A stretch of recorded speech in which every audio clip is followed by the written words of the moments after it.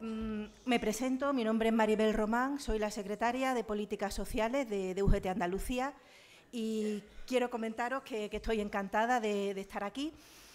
Cuando me plantearon el intervenir, acepté encantada porque me interesaba mucho el tema, porque entra dentro de mi negociado, de mis atribuciones. Pero una vez que estoy aquí, pues estoy aprendiendo mucho y no sé si me han cerrado ya la reunión para el 7 o el 9 de octubre. Tenemos mesa de diálogo social en Andalucía y yo ya voy a llevar algunas de las ideas que aquí se han estado barajando. Así que os doy las gracias por vuestras participaciones. No quiero comenzar a hablar sin que se nos quede en el tintero, y me meto en el terreno de la anterior mesa. Una compañera ha planteado que qué hacen los ayuntamientos y servicios muy fáciles de prestar a los mayores, como el servicio de peluquería, yo añado el de podología, el de fisioterapeuta, el de psicólogo, que no son tan caros, pero que para una economía débil es un lujo y que a lo mejor un ayuntamiento no llega. Pues se me ha venido a la cabeza una iniciativa que está llevando a cabo la Diputación de Granada, con 3 millones de euros al año, que para una diputación es calderilla, aunque para nosotros sea mucho dinero, ofrecen a los pueblos deshabitados de la provincia, y no hablo de los ricos de la Alpujarra, que ya generan muchos ingresos con el turismo, sino de pueblos muy, muy débiles, generan pues servicios una vez a la semana, una vez cada 15 días, de todos esos profesionales que para economías débiles, para personas que pueden estar viviendo solas, pues es muy importante el poder ir a la peluquería, que no hay en tu pueblo, el poder tener un servicio de podología, el poder echar un rato con una asistenta social, con un psicólogo. ¿Me explico? Entonces, son ideas que tenemos que barajar porque a veces los ayuntamientos no llegan, las comunidades autónomas no se lo plantean, pero tenemos otras administraciones, como las diputaciones, que puede que sí. La Diputación de Granada, al menos, lo está haciendo. Bien, tengo la suerte de 2 compañeros de mesa que yo creo que van a fomentar un rico debate. También esperamos que participéis mucho tras los temas que vamos a abordar. Vamos a invertir un poco el orden que teníamos previsto y va a tomar la palabra, en primer lugar, Manuel Francisco Menéndez García, que por lo poco que he podido leer en su currículum, creo que es todo un ejemplo de envejecimiento activo, porque me da la impresión que su actividad ha ido directamente proporcional al cumplimiento de los años, ha ido creciendo también. Manuel Francisco proviene de Asturias, de Langreo, ha estado trabajando en el sector minero, en concreto en la empresa UNOSA. Tiene formación como experto sociolaboral por la UNED, y yo personalmente le tengo mucho respeto a la gente que saca sus títulos por la UNED, porque eso es el alumno contra el temario y sin ningún tipo de ayuda, en solitario, con lo cual hay que felicitarlo. Ha sido secretario de la UJP de Asturias, es secretario de la UJP de Asturias desde el año 95, es secretario del Consejo Estatal de Personas Mayores desde el año 2009, vocal del Consejo Autonómico de Personas Mayores del Principado de Asturias desde su fundación y miembro de la Comisión Permanente de la Agenda 2030. Él va a tomar la palabra. Queremos plantearos muchos temas de debate. Queremos abordar si existe una percepción generacional de la desigualdad. Los jóvenes actualmente dudan de que el modelo que protege a los mayores sea sostenible o que les pueda perjudicar en el futuro. Es que los jóvenes no tienen necesidad del estado del bienestar. ¿Cómo conciliamos la prolongación de las carreras laborales con la incorporación, con la inclusión de los jóvenes en el mercado de trabajo? ¿Cómo financiamos un Estado social en una sociedad que envejece si las bases de los cotizantes se reducen y la demanda de los servicios sociales y sanitarios crece? ¿Debemos reformar nuestro estado del bienestar o asumir que está en declive por los cambios estructurales que abordamos en nuestro momento histórico? Robotización, globalización, economía digital. ¿Qué mecanismo de solidaridad intergeneracional tendremos que abordar? ¿Podemos y debemos subir los impuestos a las grandes fortunas y a las empresas para compensar los esfuerzos fiscales que tenemos que asumir como población activa? ¿Qué hacemos con la economía sumergida? ¿Qué hacemos con el fraude fiscal? Porque a todo, y hemos estado hablando un poquito nosotros antes de la mesa, 2 minutos que hemos tenido esa oportunidad, estamos instalados en los problemas que vemos respecto al sostenimiento de nuestro estado del bienestar. Pero es que también nos ha tocado vivir un momento histórico en el que jamás, como hasta ahora, se ha generado riqueza. No me he preocupado de traer datos, pero ¿cuántas veces no estamos almorzando en casa y vemos en el telediario los beneficios históricos al presentar resultados trimestrales tal o cual banco? O la productividad que se está alcanzando, no ya en las entidades bancarias, en cualquier empresa de nuestro mercado laboral. Todas estas incertidumbres, que son muchas, todos estos debates, que son muy complicados, los vamos a intentar por lo menos aclarar o por lo menos remover. E inmediatamente toma la palabra, pues, Manuel Francisco. Sí. Buenos días, tardes ya a todos y a todas. Es un placer estar aquí en casa. Quiero agradecer a la Comisión Ejecutiva Confederal y a la Comisión Ejecutiva Estatal de la Unión de Jubilados y Pensionistas la oportunidad que me da de estar aquí debatiendo y hablando sobre algo que es importante para nosotros, pero que hemos estado hablando durante estos días y yo me parecía que quedaba cojo. Hemos estado hablando sobre dependencia, sobre pensiones, sobre servicios sociales, sobre edadismo, y me faltaban estos, que son parte importante del estado de bienestar. Me faltaban ellos, y yo quiero hablar sobre ellos también. Es decir, el estado de bienestar nació como un pacto entre generaciones, entre jóvenes, que éramos en aquella época los que contribuíamos para que se desarrolle el estado de bienestar, y los que estaban disfrutando de los derechos. Y hoy a mí me toca lo contrario, disfrutar de derechos y que sean los jóvenes los que mantienen el estado de bienestar. Pero el estado de bienestar no es un pacto estático, es un pacto que se mueve con el tiempo. Hay que renegociarlo, hay que cambiarlo, hay que adaptarlo a las nuevas necesidades. Y eso sería lo bueno y bonito. A ver cómo funciona el aparato este.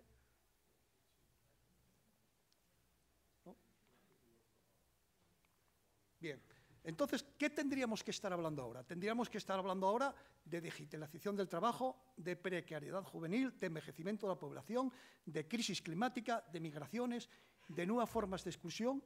Este es el debate, este sería el debate que tendríamos ahora encima de la mesa. ¿Tenemos este debate encima de la mesa? Sí y no, porque hay otro debate que es subterráneo, que es ideológico. ¿Y quién tiene que garantizar el estado de bienestar? El estado de bienestar lo tiene que garantizar el Estado, el gobierno. Es otra parte que nos falta, que tenemos que poner encima de la mesa. Y nos preguntamos, ¿está el gobierno en condiciones de dialogar, de llegar a acuerdos? Y claro, hay que hacer un análisis en profundidad. Y nos encontramos que en un principio nosotros teníamos que presumir de que somos una generación que conseguimos ser una generación longeva, que en España tenemos 83 años de media de edad. Somos la nación, junto con Suiza y con Japón, que más duramos. Y esto tenemos que presumir de ellos. ¿Por qué? Porque hemos logrado esto gracias a un buen estado de bienestar, que ahora mismo se queda atrás porque hay nuevos cambios, pero es algo positivo porque hemos tenido avances en sanidad, en nutrición, en condiciones laborales y en derechos. Y eso es importante, resaltarlo. ¿Pero esto es algo positivo? No, esto es algo ahora que se nos está echando en contra. ¿Y cómo se nos está echando en contra? Pues muy fácil. Hay un pensamiento ideológico de cómo teníamos el estado de bienestar y qué nos estaban diciendo a lo largo de los años distintos pensamientos políticos y distintos dirigentes políticos, de Willy Brandt, Roosevelt, Winston Churchill, Angela Merkel y François Mitterrand. Todos estaban vendiendo la necesidad del estado de bienestar, vendiendo de que el capital tendría que llegar a un acuerdo con los trabajadores para que todos viviesen bien. En definitiva, estábamos hablando de reparto económico. Es decir, el capital decía, les vamos a dar una parte de nuestros beneficios a estos, de nuestros beneficios, no de los de ellos, de los nuestros se los vamos a dar, ¿para qué? Para que le distribuyan en sanidad, para que distribuyan en educación de sus hijos, para que los distribuyan en vivienda, exactamente. Y ahí todo bien, hasta ahí todo bien. Pero claro, llega una parte cuando hay una crisis y nos encontramos con una primera crisis en el año 1980, y hay un refrán que dice en mi tierra, que cuando no hay panchón, todos riñen y todos tienen razón. Y entonces nos llegamos, que nos encontramos con dos líderes políticos, que son dos líderes referentes, que es una lideresa inglesa, que es la Margaret Thatcher, y que llega y dice, no, que va, el estado de bienestar crea una dependencia pasiva y una mentalidad de dame, de pidiones, es decir, oye, el Estado no puede ser una monjita de la caridad aquí dar al primero que necesita. Y no se puede pedir al Estado que pague la vida de la gente. Y el estado de bienestar es el precursor de una sociedad de la dependencia, de recortes. Y ya empezamos ya con los recortes. Pero bueno, estos recortes no solo se hacen, como bien sabéis, esta buena señora en Inglaterra hace una reconversión brutal de la minería y pone en entredicho a los grandes sindicatos ingleses.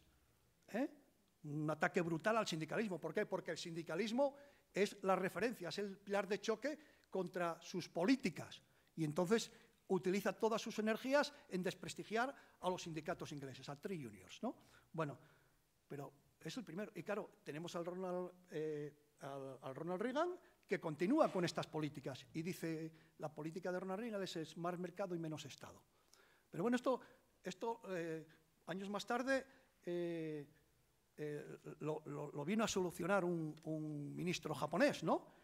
Y dijo, joder, un tal Taro Aso, dice el individuo esto, joder, que los viejos nos están fastidiando la economía, a ver si se dan prisa en morirse, a ver si se mueren de una vez y podemos dedicar el capital que necesitan los viejos para seguir subsistiendo. Esto es una forma brutal, pero no os perdáis, el individuo todavía vive actualmente, tiene 85 años. Tiene 85 años. Este es el panorama en la que se mueve, ¿no? Es decir, un panorama ideológico. Y pasamos a la actualidad y nos encontramos con dos pensamientos ideológicos. Un pensamiento que nos viene de más allá del Atlántico. Como sabéis, las ideas viajan más rápido que la luz, ¿no? Y nos encontramos con dos referentes muy importantes, ¿no? Nos encontramos con los de la motosierra, con Javier Milei y con Donald Trump. Javier Milei, en Argentina, está haciendo un experimento que está empobreciendo a los pensionistas, los está reduciendo a la miseria, está quitando las invalideces y está intentando someter a la clase trabajadora. Está sometiendo a la clase trabajadora. Esto es un experimento. Esto es un experimento ultraliberal de un individuo que no tiene sentimientos de ningún tipo, ¿no? Entonces, lo que está haciendo es, si este factor da resultado, lo está trasladando. Ojo, ya os dije que las ideas viajan más rápido que las olas y que la luz. Y esto ya llegó a Europa, esto ya llegó a España. Ya llegó a España y llegó a Madrid. Es decir, hay una presidenta, los que sois de Madrid, vuestra querida y adorada presidenta, que le concede la medalla de honor del pueblo de Madrid, por sus ideas y por su personalidad. ¿Y esto en España tuvo alguna repercusión? No, esto en España ya tuvo repercusión anteriormente, porque esto estaba latente, estaba ahí, no había muerto. Es decir, nos encontramos con Mariano Rajoy, que hizo un ataque brutal al Estado de Bienestar en el año 2013. ¿Os acordáis del 0,25? ¿Os acordáis del factor de sostenibilidad? ¿Os acordáis de los recortes en dependencia? Eso es un principio ideológico de la extrema derecha y un principio ideológico ultraliberal, recortes en dependencia. Y que, bueno, eso es izquierdas contra derechas, una lucha de izquierdas contra derechas, pero cuando estábamos con todo esto, nos llega algo más importante y más profundo, que es el autoritarismo triunfista contra el estado de bienestar de Donald Trump. Donald Trump dice, todo lo que es estado de bienestar hay que recortarlo, y empieza a recortar. Lo primero, recorta derechos. Es decir, es un personaje que es capaz de meter al ejército en su propio país, en sus propios estados. Es un personaje que recorta la libertad de expresión. Es decir, ataca a los medios de comunicación diciendo, si tú tienes ese entrevistador ahí que no me es graciable, te recorto presupuestos. Y ataca incluso a las universidades. Entonces, lo que estamos aquí poniendo encima de la mesa es una antesala de una dictadura. Esto es la antesala de una dictadura. Ahora ya no hay izquierdas y derechas. Quedó un poco obsoleto. El problema que tenemos ahora encima de la mesa, y que parece que algunos no se dan cuenta, es democracia o fascismo. ¿Por qué? Mirad, otra de las medidas que está poniendo encima de la mesa el señor Milei es que no se pueden reunir, no se pueden manifestar más de 3 personas. Si tienes que hacerlo, tienes que pedir un permiso. Incluso ahora mismo están en sede judicial unos sindicalistas por defender los derechos de los trabajadores. Es decir, volvemos a tener a los sindicatos, esta vez los sindicatos argentinos, en primera línea de fuego contra el fascismo y contra este tipo de personajes. ¿Y aquí en España? Bueno, pues aquí en España, bueno, esto sí que es curioso, ¿no? Esto es curioso porque tenemos que llega a Europa y nos encontramos con reformas en Europa. Si a mí me llama la atención el canciller alemán Friedrich Merz, que dice el estado de bienestar que tenemos hoy ya no es sostenible financieramente, y saca una idea muy interesante. Dice, a los niños pequeños, mayores de 12 años, hay que darles 10 euros para que inviertan en fondos de pensiones. Oye, pero que inviertan en fondos de pensiones a los 10 años, ¿en qué fondos de pensiones? Ah, fondos de pensiones privados. En fondos de pensiones privados. Luego tenemos al primer ministro inglés, a Starmer, que dice, bueno, hay que recortar. También dice, el estado de bienestar no es factible, no se puede, económicamente no es sostenible. Porque claro, ahora ya no hay ese reparto de la riqueza. Es decir, el capital sigue generando miles de millones de beneficios, pero claro, se lo quieren quedar todo, ya no hay que repartir. No, el fascismo es así, reparten para ellos. Y dice, le vamos a quitar el bono eléctrico a los pensionistas. El bono eléctrico cuesta mucho. Vamos a endurecer las condiciones que tienen los pensionistas para llegar a conseguir sus pensiones. Y Emmanuel Macron, más de la misma. Ahora mismo hay una lucha permanente en Alemania para endurecer las condiciones de los trabajadores alemanes para llegar a la jubilación. Y bueno, y luego tenemos en Italia al fascismo con Meloni. Meloni dice, hay un problema también demográfico, y cuando le dice, no, si tienes ahí los emigrantes, dice, no, estos no valen. Los emigrantes no valen. Esa es la situación ideológica que tenemos encima de la mesa. Y luego tenemos la ínsula. España es diferente, de momento. Es decir, tenemos un presidente que pone medidas encima de la mesa, lucha contra la pobreza y contra la desigualdad, medidas frente a la brecha de género, garantía sostenibilidad, acceso a las mejoras y la reversión de las pensiones, que hemos negociado los agentes sociales y que están dando sus resultados y que preocupa a la extrema derecha y preocupa a la derecha, ¿no?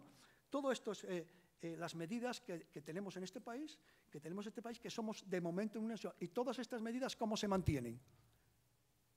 Con una democracia fuerte, pero con una democracia que está sufriendo ataques un día sí y otro día también, y lo teníamos anteriormente, retrocedo, a través de los medios de comunicación.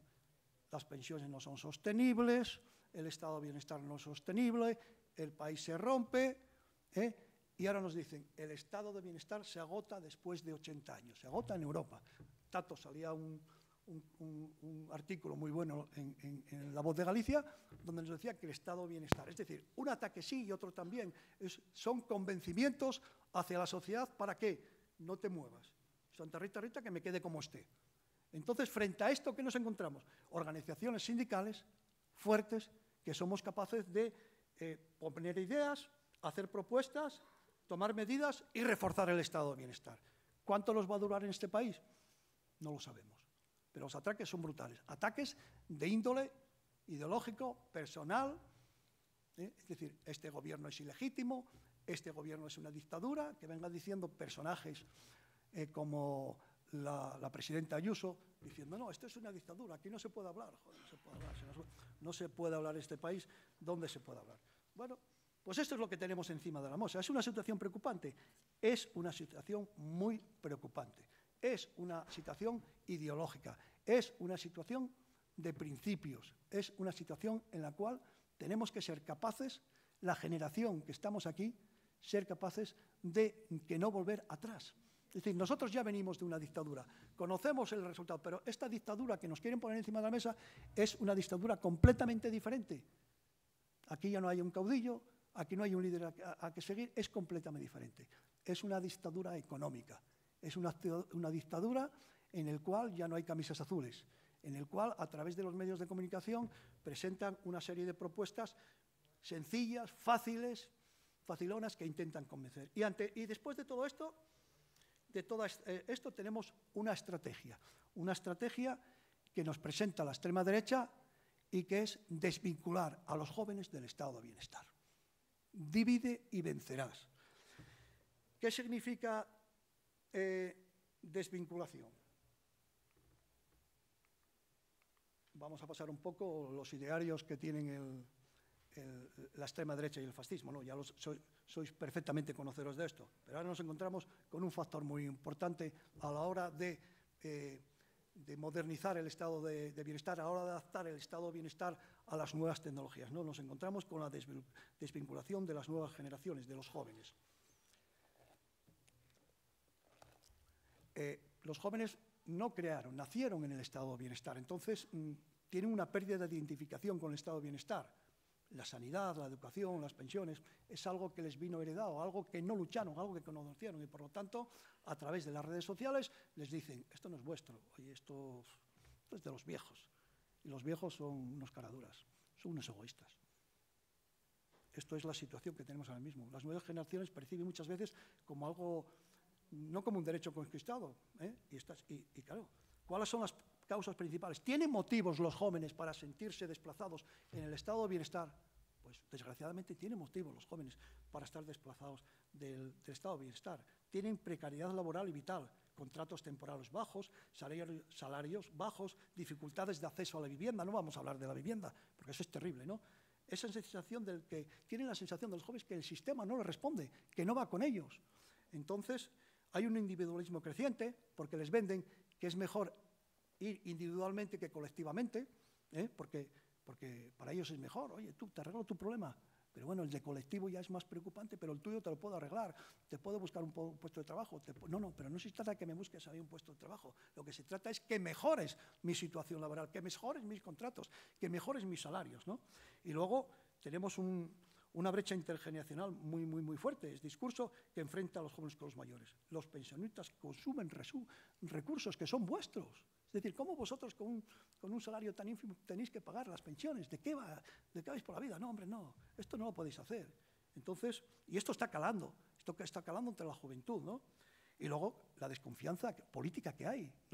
En los partidos tradicionales no tienen confianza. ¿Por qué? Porque tienen esa sensación que decía antes que no responde, ¿no? Y por lo tanto hay una desvinculación importante de los jóvenes.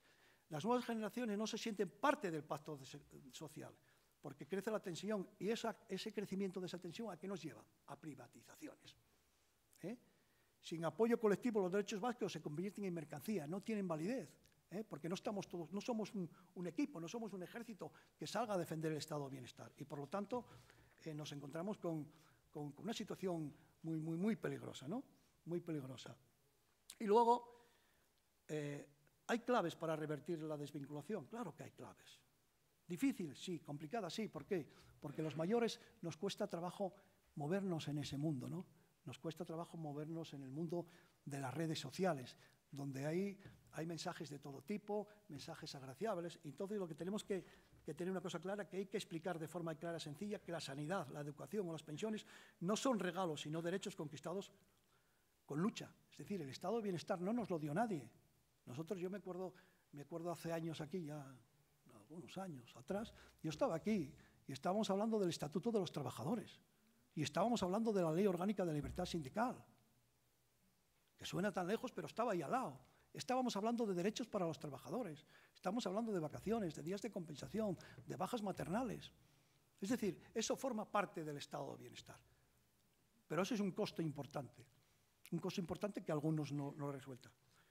Y entonces, ¿qué necesitan los jóvenes? Los jóvenes necesitan, para creer en el estado de bienestar, empleo digno, vivienda asequible y una transición económica justa. Demostrar que el estado de bienestar también responde a sus necesidades actuales.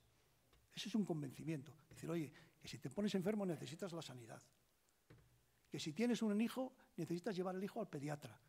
Y eso lo podemos hacer desde lo público. Y claro, también hay que ser conscientes. Hay que mejorar la participación de los jóvenes en los sindicatos. Los jóvenes tenéis que dar la patada en la puerta. Tenéis que entrar sin pedir permiso. Es decir, estoy diciendo, no me lo tomarán a la piedra, no llegar mañana a la Avenida América y subís a la planta de Pepe y le dais una patada a la puerta. Estoy diciendo... Entonces estoy diciendo que tenéis vuestros derechos, que tenéis que ser inconformistas, que tenéis que estar en primera línea de batalla. Estáis ahí porque la juventud es eso. Vosotros tenéis el derecho a reclamar y a reivindicar, porque os están cercenando vuestros derechos. Cosa que, mira, me acuerdo, Anatolio, hace algunos años fuimos caminando desde distintas comunidades autónomas a Madrid a reclamar un sistema de pensiones justo y sostenible. ¿Y sabes lo que decíamos los mayores? No por nosotros, por vosotros, por los que venís detrás, porque tengáis un sistema público con futuro. Y efectivamente, ahora mismo tenemos encima de la mesa unos acuerdos en pensiones cuyo marco de actuación nos lleva al año 2050. Pero ¿cuál es el problema? Nosotros lo hemos firmado. Ahora os toca mantenerlo a vosotros. Ahora os toca mantenerlo a vosotros, porque vosotros os movéis como pez en el agua en eso que ahora hay se llaman redes sociales, que es donde está el quid de la cuestión, y que a nosotros nos cuesta más trabajo llegar ahí. Y por lo tanto, os dije, el estado de bienestar es un pacto intergeneracional, y por lo tanto aquí cabemos todos en defensa de él, no unos enfrente de otros. Claro, ya os dije antes, hay estrategias, y estrategias, la extrema derecha y los ultraliberales son listos, son personas muy listas, ¿no? Y dicen, ¿qué tenemos que hacer? Dividir. El estado de bienestar funciona gracias a la solidaridad intergeneracional. Funciona porque unos aportan y otros disfrutan. Y unos aportamos para que otros disfrutasen. Intentar enfrentar a los jóvenes y a los mayores es una trampa ideológica. Los jóvenes necesitan empleo digno, vivienda asequible y servicios públicos que les permitan emanciparse y construir su futuro. Hoy leí a los medios de comunicación una pancarta en la Universidad de Extremadura que dice, ¿para qué coño me dan a mí la beca si se la va a quedar el casero? Y es una realidad. Es decir, tenemos que poner políticas encima de la mesa que hagan que la vivienda sea asequible, que los jóvenes se puedan emancipar, porque no se marchan de casa ni echándolos, porque no pueden. O si se marchan de casa, tienen que ir 4 o 5 jóvenes a vivir en una vivienda. Y eso no es estado de bienestar, eso es otra cosa. Es otra cosa. Por lo tanto, los jóvenes tenéis esa carga reivindicativa que tenéis que explotar, que tenéis que salir a la calle. Pero claro, a mí me preocupa cuando nos encontramos con algo que no me gusta. Es decir, hay una campaña bien orquestada, bien planificada, de enfrentar a jóvenes abuelos. Odia a tu abuelo. Es decir, durante la pandemia nosotros lo hemos demostrado. Somos una generación solidaria y hemos empleado parte de nuestros recursos económicos, de nuestra pensión, de nuestra vivienda, para que nuestros hijos y nuestros nietos tuviesen presente y futuro. Lo hemos empleado. Y algunos abuelos han tenido que dejar y abandonar sus casas, los tuvieron que expropiar de sus casas por hacer ese ejercicio de solidaridad. Y nosotros no nos merecemos ahora que nos pongan encima de la mesa esa odia a tu abuelo. Es decir, si tú tienes un salario indigno es porque tu abuelo tiene una buena pensión, porque le revalorizan la pensión, porque vienen los inmigrantes y hay que darles una pensión no contributiva, un ingreso mínimo vital. Es decir, el fascismo busca culpables. ¿Y esos culpables quiénes son? Apuntan siempre al mismo sitio. Los viejos. Los viejos, como decía el primer ministro japonés. A ver si se mueren pronto, coño. ¿Por qué no se mueren? Y arreglamos esto. Se mueran pronto. Y lo arreglamos. Entonces, lo que hacen es ese, odia a tu abuelo, odia al inmigrante, odia al diferente, porque son quienes están comiendo tus recursos. Joder, que los jóvenes sois inteligentes. Tenéis capacidad, sois la generación mayor formada de la historia. Y sabéis que quien tiene que apuntar el punto de mira, lo tienen que cambiar hacia otro sitio. Lo tienen que cambiar a otro sitio. ¿Por qué? Porque el culpable es el capital, el culpable es el empresario. Quienes nos están explotando no son vuestros abuelos, son vuestros empresarios. Ese es el punto de mira. Porque si lo analizas en profundidad, por favor, mira, cambia el punto de mira. Nosotros lo único que hacemos es quereros y ayudaros, no explotaros. Jamás he conocido el caso de un abuelo que explote a su nieto ni que viva a costa de su nieto. Todo lo contrario. Y lo hacemos porque somos una generación solidaria y repartimos nuestros recursos. Bueno, para ir terminando, os voy a mostrar, a ver si lo tengo aquí. Aquí, mirad. Si los jóvenes y los mayores tenemos problemas, prácticamente los mismos problemas. Nosotros tenemos insuficiencia económica para gastos cotidianos, vosotros tenéis el precio de la vivienda. Nosotros tenemos pocos recursos públicos para las necesidades, vosotros tenéis precariedad laboral, vosotros tenéis soledad, falta de contactos sociales, vosotros tenéis salarios insuficientes, nosotros tenemos problemas con las nuevas tecnologías y vosotros dificultades para emanciparse. Tenemos problemas los dos y, por lo tanto, si tenemos problemas los dos, tenemos que ir juntos de la mano.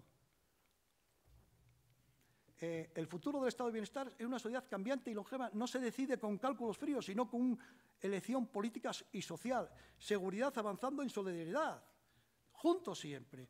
Y ya, como me han dado el alto, voy a terminar y voy a decir esto. A ver, aquí. Bien. Es decir, cuando hablamos de mensaje final, aquí no se trata, queridos amigos ni queridos compañeros, de elegir entre generaciones. No, sino de reforzar la alianza entre generaciones. Frente a la precariedad y el individualismo, la respuesta es más solidaridad, más lucha conjunta, más estado de bienestar y lo público y un sindicato fuerte, un sindicato más fuerte. Y por lo tanto, yo hago un llamamiento a la juventud que estén en la trinchera con nosotros, porque los abuelos vamos a estar hasta última hora, hasta que no tengamos más fuerzas, porque hemos nacido en una generación donde nos ha faltado de todo. A veces un plato de comida encima de la mesa, y nosotros no queremos dejaros. La herencia que puede dejar un trabajador es un estado de bienestar fuerte y consolidado, porque nuestro presente es vuestro futuro. Muchas gracias.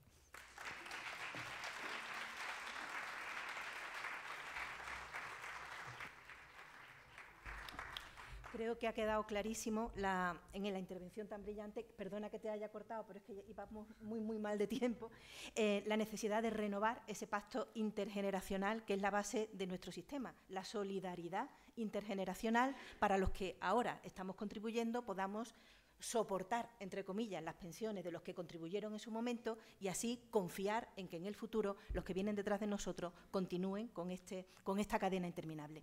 No quiero empezar a presentar a Raúl sin hacer una reflexión. Ahora mismo estamos en un momento de bonanza económica. Lo vuelvo a decir, nunca se ha generado tanta riqueza como hasta ahora. El Estado ha recaudado en el primer semestre del año lo que tenía previsto recaudar hasta final de año. La Junta de Andalucía también, pero hace unos años tuvimos una crisis brutal. ¿Os acordáis de la crisis del 2008? Yo trabajo en temas de vivienda y he visto abuelos perder su casa, lo que tú has comentado, abuelos perder su casa por avalar préstamos de los hijos para comprar el camión, para montar la pequeña empresita. Las cosas se tornaron mal y se quedaron en la calle. Pero son personas que luego se han tenido que ver obligadas a vivir de alquiler en pisos públicos y que con no contributivas cumplían y pagaban todos sus suministros. Alucinante. Quiero decir con esto que la generación que nos precede, y a la que yo ya estoy abocada a integrarme en 0,2, es una generación hiper responsable, hiper sufridora y que no se merece que ahora se cuestione la no viabilidad de un estado del bienestar que tendremos que ver si es financiable. Yo creo que sí, que es financiable con los recursos que se generan. Pero ya me callo y hago mis deberes. Vamos a presentar a Raúl, que casi con toda probabilidad es la persona más joven que tenemos en esta sala. Quizás las compañeras de prensa, Diana, bueno, pues están así. Diana, tú le ganas. Bueno, pues Raúl es joven y sobradamente preparado, es graduado en Ciencias Políticas y de las Administraciones por la Universidad Complutense de Madrid. Tiene sobrada experiencia en temas de recursos humanos como responsable de calidad y selección de personal durante un amplio y dilatado periodo de tiempo. Actualmente trabaja en la coordinación de los planes de formación en UGT Madrid desde junio del 25, muy reciente, y a esta experiencia profesional también suma una importante experiencia política y sindical. Hasta hace muy poquito era el secretario de organización de RUGE Madrid, de hecho es el título con el que se presenta esta jornada. Además, ha sido miembro federal de la Juventudes Socialistas, del Comité Federal de Juventudes Socialistas de España y actualmente ocupa la Secretaría de Acción Electoral y Formación del Partido Socialista de Ciudad Lineal. A Raúl se le están poniendo las cosas muy complicadas en esta mesa porque se te plantea toda la responsabilidad de dar respuesta a todo un pacto intergeneracional, pero seguro que puede con ello. Muchas gracias, Maribel. Bueno, lo primero que quiero hacer es agradecer a Francisco la magnífica exposición que ha hecho. Me ha dejado muy poquito margen de actuación porque poca cosa que haya que decir sobre el estado del bienestar, pero voy a intentar dar algunas pinceladas. Lo segundo que quiero decir es que, y va enganchado con lo primero, es que no le he copiado la presentación a Francisco, ¿vale? No hemos hablado hasta que nos hemos visto en la mesa y resulta que las conclusiones que hemos sacado son prácticamente similares. Lo que refuerza la idea que has dado al final de que esto no se trata de un conflicto generacional, sino que el conflicto está en otro lado. O sea, nosotros estamos en el mismo lado de la barrera, por así decirlo. Voy a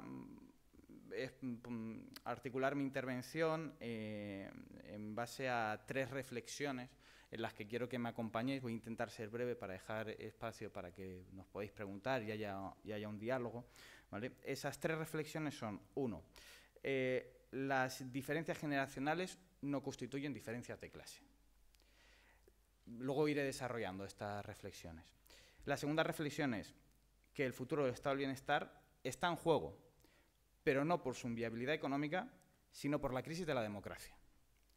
Y la tercera reflexión es que para abordar el reto necesitamos un vuelco en la mentalidad tanto individual como corporativa. Quedaros con estas 3 reflexiones porque voy a ir ahora desarrollando una serie de ideas que enganchan con estas reflexiones. Sobre el punto A, y así voy aprovechando también y voy contestando a cosas que ha dicho tanto Francisco como Maribel en la introducción. ¿Hay un conflicto entre generaciones? No. Lo que hay son diferencias, evidentemente. O sea, sería la primera vez en la historia que los jóvenes y las personas ya con cierta experiencia no tienen una visión diferente del mundo y no hay cosas que ven de forma diferente y no hay cosas que unos quieren llevar por un lado y otros por otro. Eso creo que es el sino de la historia humana.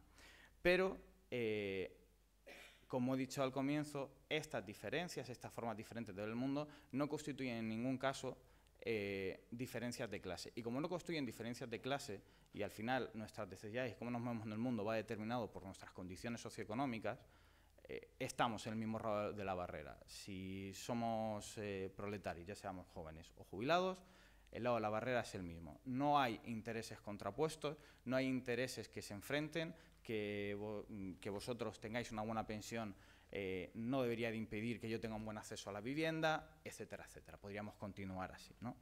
Y, como ha puesto Francisco, y por eso digo que no le he copiado la presentación, sino que hay cuestiones que emergen por sí solas, hay similitudes en las dificultades que enfrentamos, en los conflictos que tenemos que luchar hoy en día. Uno es la vivienda. En el caso de los jóvenes, por la incapacidad de acceso; en el caso de las personas mayores, porque al convertirse en un mecanismo de ahorro, en muchas ocasiones se ven obligados a abandonar su vivienda de toda la vida para poder disponer de un extra de financiación y tienen que sufrir el desarraigo de a lo mejor tener que salir de su barrio, tener que salir de su zona de confort, de los comercios que han tenido toda la vida.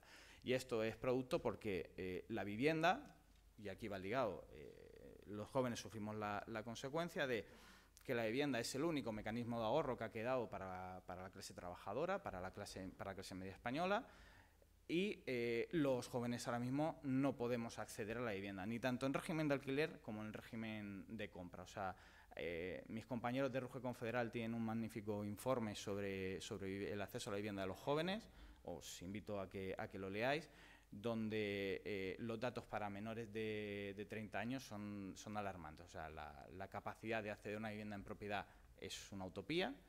Y en alquiler, bueno, os puedo contar mi experiencia personal. Yo estoy buscando ahora para irme con mi pareja a un piso de alquiler y, estoy convencido de que para un doctorado de Harvard te piden menos preparación que para un piso de alquiler ahora mismo. O sea, es un tema complejo. Por otro lado, el empleo. El empleo, que también lo mencionaba Francisco, no es solo una problemática para los jóvenes, que tenemos de media un 25% de salarios más bajos que el resto de trabajadores, en el rango de los menores de 30 años, sino que, por no hablar de la precariedad, sino que en el otro extremo lo que nos encontramos es que, no ya jubilados, pero sí personas de 55 años, son las que más sufren paro de larga duración, y además en España desde hace años se ha instaurado la práctica de que para mejorar los resultados de cualquier empresa pues hago un ERE y me quito a lo que estorba, que son los mayores de 50 años. Lo que significa que nos estamos quitando una masa importante de valor laboral del sistema. Por otro lado, hay una pérdida de poder adquisitivo, tanto en los jóvenes, que somos los que más hemos sufrido esta crisis. No quiero convertir esto en un lanzamiento de datos, pero son cuestiones que podéis consultar. Y la otra parte que más se ha visto afectada en la pérdida de poder adquisitivo son las personas mayores, los mayores de 60 años, que pese al esfuerzo que está haciendo el Gobierno de mantener las pensiones actualizadas, pues la inflación se ha comido una parte importante de ese esfuerzo, que al menos en esta ocasión se ha hecho el esfuerzo. En otras ocasiones, como apuntó Francisco, pues el 0,25. Y después, que esta no la ha mencionado Francisco, pero sí se ha mencionado en la mesa anterior, que es el tema de la infantilización y el paternalismo, que son elementos que sufrimos tanto los jóvenes como las personas mayores, y que te va también muy ligado, en el caso de los jóvenes, por ejemplo, a la falta de acceso a la vivienda. Al final, mientras sigues viviendo en el ámbito familiar, pues eso tiene una serie de consecuencias. Y en el caso de las personas mayores, pues la dependencia que se va generando por la necesidad de ayuda, la necesidad de apoyo, pues también genera esa infantilización. En general, con esto lo que quiero decir es que compartimos muchas similitudes, como ha expuesto Francisco, porque las bandas más vulnerables de nuestra sociedad están en los extremos, son los jóvenes y las personas mayores.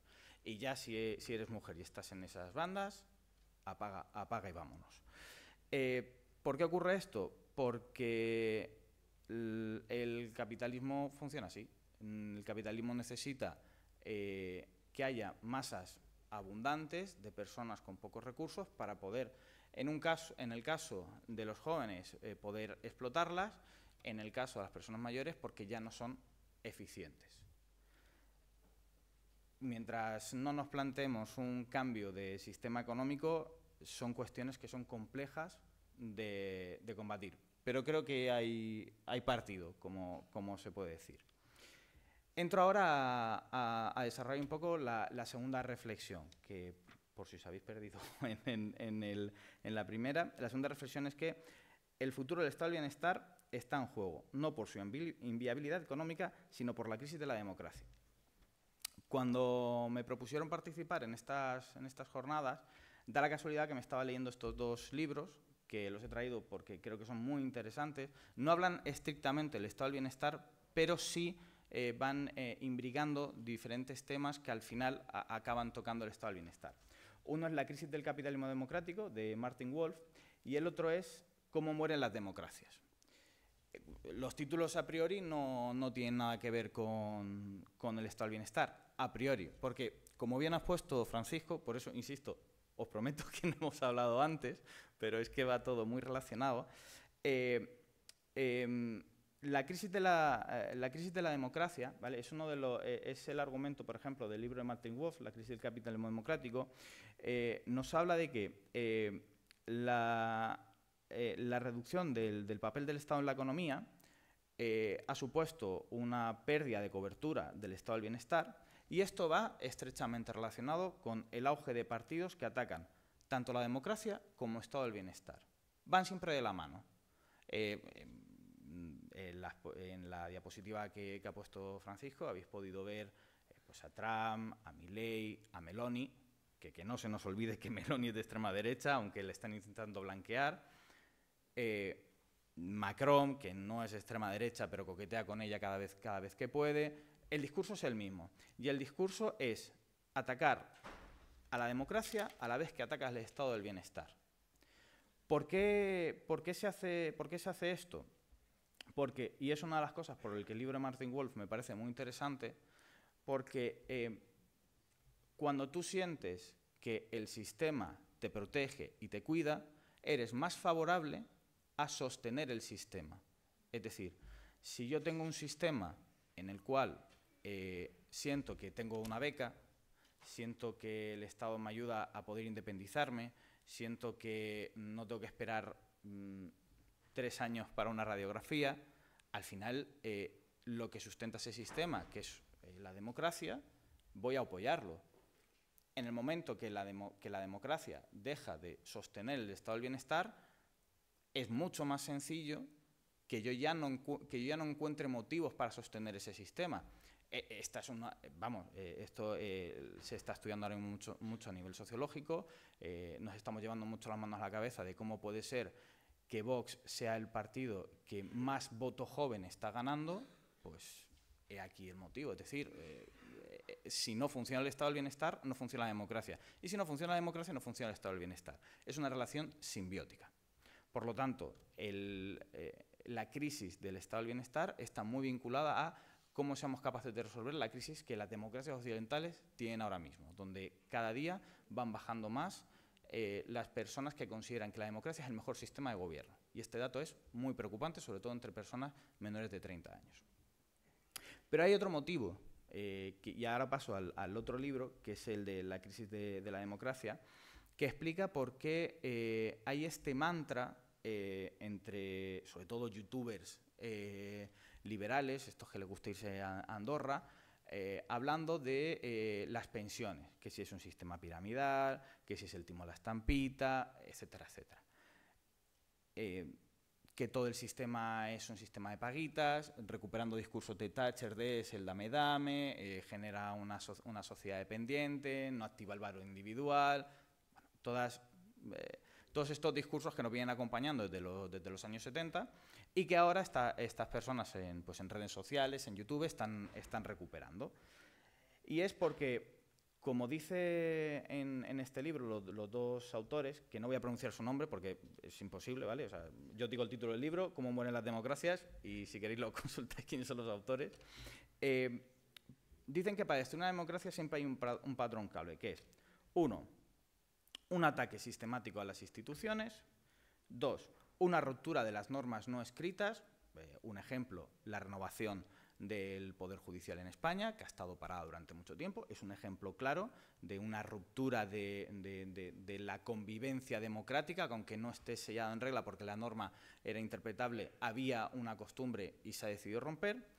Y hay un elemento final que articula cómo se destruye una democracia, y es la creación de cabezas de turco que dan como resultado la falta de cohesión interna. Es decir, la culpa la tienen los abuelos, como decía Francisco. Claro, todos estos elementos están confluyendo ahora. Por eso la reflexión que hago es, aquí no hay un problema económico, no es un problema de eficiencia económica, esto es un problema de política, es un problema democrático, de que tenemos que salvar la democracia que se encuentra ahora mismo asediada. Porque además, como bien ha dicho Francisco, lo que nos van a plantear ahora no es las dictaduras de antes, no es ese caudillo, esa figura, ese cirujano de hierro que se decía cuando Primo de Rivera, sino que es algo mucho más civilino, que se enmarca mucho más en lo que Foucault llama la biopolítica, que es que ya no hace falta que tengamos una figura de autoridad, nosotros mismos asumimos la autoridad como parte de nuestra forma de vida y no la cuestionamos. Y eso es lo que nos está pasando ahora mismo. Y ya para acabar, el tercer plano de reflexión, la tercera reflexión que quería lanzaros, que vuelvo a resumirla, es: para abordar el reto necesitamos un vuelco en la mentalidad individual y corporativa. No nos podemos, como sociedad, seguir permitiendo prescindir gratuitamente de dos cuestiones que para mí son fundamentales. 1, una juventud independizada construyendo proyectos de vida, y para eso necesitamos el estado del bienestar. Y 2, no podemos seguir permitiéndonos que la experiencia laboral y vital de las personas mayores sea descartada como algo ineficiente. Y tenemos que buscar formas de que ambos estemos incluidos, de que esos márgenes de los que he hablado antes vuelvan a estar dentro del sistema. Comentaba alguien en la anterior charla el tema de la gestión privada. Bueno, pues es que uno de los problemas que tiene el estado del bienestar y la desafección que hace el estado del bienestar es el empeoramiento de la calidad de los servicios públicos. Si no somos capaces de recuperar esa calidad, difícilmente vamos a recuperar las ganas de defenderlo. Y la calidad se recupera saliendo de criterios económicos, de criterios de eficiencia económica y volviendo a criterios de calidad, de prestación de servicio. Yo, y es una guerra personal que tengo y siempre allá donde voy lo digo, para mí uno de los grandes problemas que tiene ahora mismo España, y no sale en el CIS ni se sale en la prensa, es la ley de contratos públicos, que persistentemente prima la oferta económica sobre la oferta de calidad. Y desde que está esa ley en vigor, que vino a resolver un problema que había, que se imputaban costes y mordidas por donde no, y desviaciones, que no la ha conseguido, visto lo visto, el problema que venía a solucionar no lo ha conseguido, y encima lo que nos hemos comido es un empeoramiento de los servicios públicos. Por lo tanto, yo una de las propuestas que insistentemente hago para cómo gestionamos, cómo recuperamos el estado del bienestar es una modificación de la ley de contratos públicos que vuelva a primar la calidad y metiéndole mecanismos de control suficientes para que no se puedan hacer trapicheos con los contratos públicos. Y hay un tercer elemento que necesitamos incorporar en nuestra mentalidad y en nuestro enfoque a la hora de plantearnos cómo vamos a construir el futuro estado del bienestar, porque como bien ha dicho Francisco, esto no es una cuestión inmóvil que oye, nos lo dieron así y así se queda, no. Los principios tienen que mantenerse, que es el principio de reparto, el principio de solidaridad, pero las formas en las que eso se dé pueden variar. Y aquí hay que meter indudablemente el tema del medio ambiente. De nada sirve que tengamos un sistema que nos protege, que nos ayude, si nos va a durar 3 días porque el planeta se va a ir al garete. Esta perspectiva tiene que estar incluida en cualquier nuevo pacto generacional del estilo que ha planteado Francisco. Y yo creo que más o menos he contestado a las preguntas que han lanzado, excepto una, que es ¿cómo lo financiamos? Yo tengo una idea revolucionaria aquí. Impuestos. O sea, lo has mencionado tú, estamos en la época de mayor generación de riqueza de la historia, la eficiencia económica es hoy en día espectacular, la ingeniería financiera, la ingeniería económica. Yo he estado consultando antes de venir un poco los datos de las empresas del IBE de los últimos 20 años.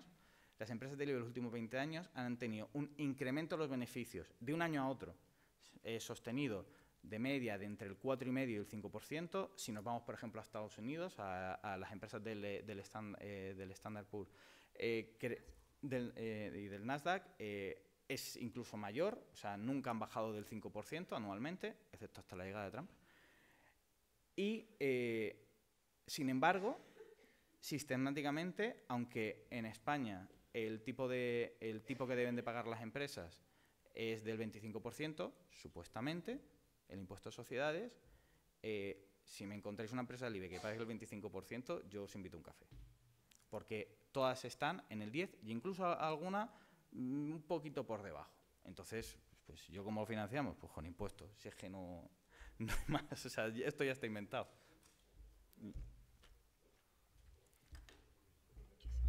Muchísimas gracias.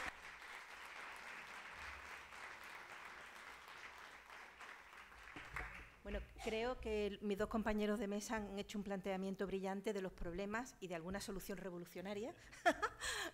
y ahora nos toca hacer los planteamientos que consideréis oportunos. ¿Alguien pide la palabra para preguntar o hacer alguna reflexión a la mesa? Aunque ya estéis un poquito cansados. ¿No? ¿No tenemos mucho tiempo? Me comentan que nos tenemos que ir. Espero que hayamos aportado ideas a la reflexión que se nos invitaba a plantear y muchísimas gracias por vuestra presencia.